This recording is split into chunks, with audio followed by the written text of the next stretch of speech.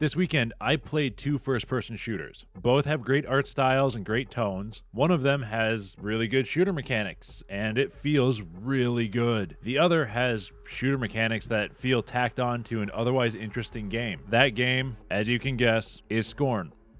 I'll be honest, I refunded Scorn. I don't think it's worth the $35 or $40 they are asking for it. First off, I want all of you to know how I judge games, especially games that I'm doing for a 10-hour impression. I judge them based off of their mechanics. You can have the best presentation in the world. You can have a great art style, great animations in both the cutscenes and the normal game. You can have like the best sound design ever. But if your mechanics are shit, I'm not gonna like your game and I'm gonna think your game is bad. That being said, let's talk about Scorn. I beat Scorn in about 3 to 3.5 hours. I'm not entirely sure how long it actually took me, but it's about that. But I did play it for around 5 hours. I played it on Steam for about an hour and a half before refunding it, and then I just slammed through it on Xbox Game Pass. I do think that Scorn does some things well, but it also does a good amount of things kinda poorly. And like I do in 10-hour impressions, let's start off with the good stuff and then we'll get to the bad. The art style of Scorn sticks true to H.R. Geiger's style of art. Every way you look, it looks like you're looking into a Geiger piece of art. Nothing is out of place within this world. It's the same for the tone of the game. The game's tone is dark,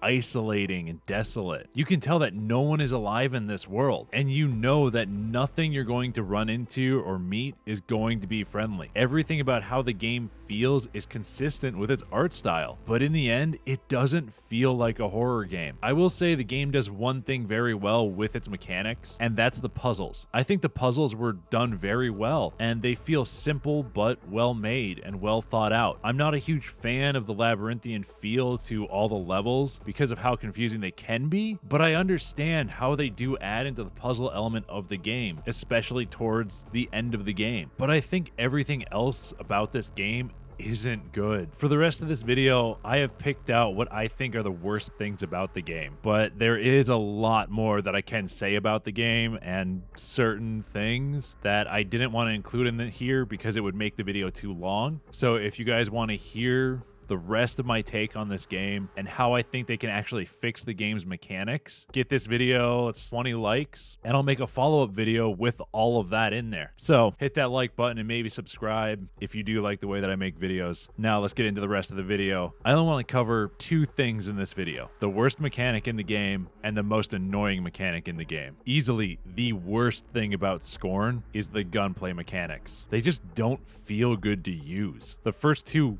guns both feel super weak, and I feel like their reloads take way too long. Also, for the first gun, whatever they decided to do for the HUD is fucking atrocious. You have wisps of white that are on a white background bar. They're barely off the edge of it, and it's so hard to tell when it's loaded, and there is no visual feedback coming from the gun so that you know when it's ready to go. Then we have the third gun that feels kind of overpowered, not horribly, but it feels like it's there. And then with the fourth gun, it's like, just why? You're literally at the end of the game. Why are you giving players a new gun to use? Like, it doesn't make sense to me. Then you're going to use the most annoying mechanic in the game to lock down the player so that they can only use that gun. It really doesn't make sense, and everything in Scorn, especially the guns, just feel like an afterthought to give the player something to do during the labyrinth sections when you're trying to figure out where the next thing for the puzzle is. The most annoying mechanic in Scorn is the possession mechanic. You know, how you get the first gun and the thing is holding onto your back and digging into your stomach every now and then and pulling stuff out, making you bleed. Early on, it's fine.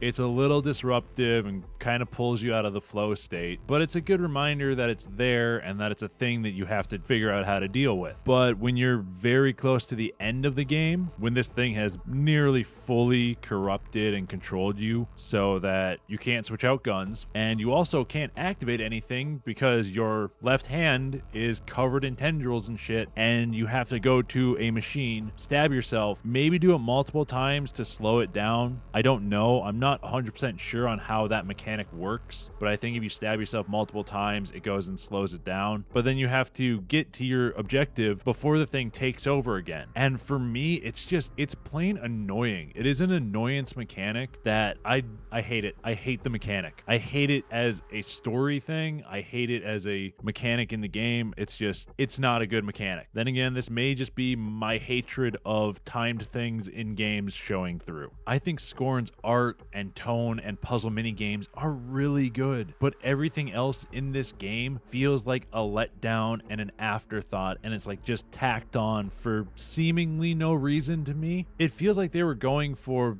let's do something in H.R. Geiger's style and make it kind of artsy, but we don't think it'll work as an animation or a film, so we're just going to tack on a few gameplay elements and call it a game. This game just doesn't feel like it's worth the $40 they're asking for it because of all the mechanics that are just poorly put into the game. If it was a bit longer, had a few more puzzles, and didn't have these gun mechanics in it, then I think it could be worth that much. But right now, it is nowhere near worth that much, in my own opinion. If you guys have watched any of my other 10-hour impressions, you know I hate ripping games apart like this when it comes to the disparity of the amount of good stuff versus bad stuff, because I hate calling games bad. I hate calling anything creative bad. But hopefully my next 10-hour will be more balanced. And if you guys did enjoy this video and have made it this far, please consider subscribing and hitting that like button. Get us to that goal and I will go and make another video on Scorn. Also, here's a playlist of all my 10-hour impressions and my last video that I made on Tuesday about Warhammer 40k Dark Tides beta.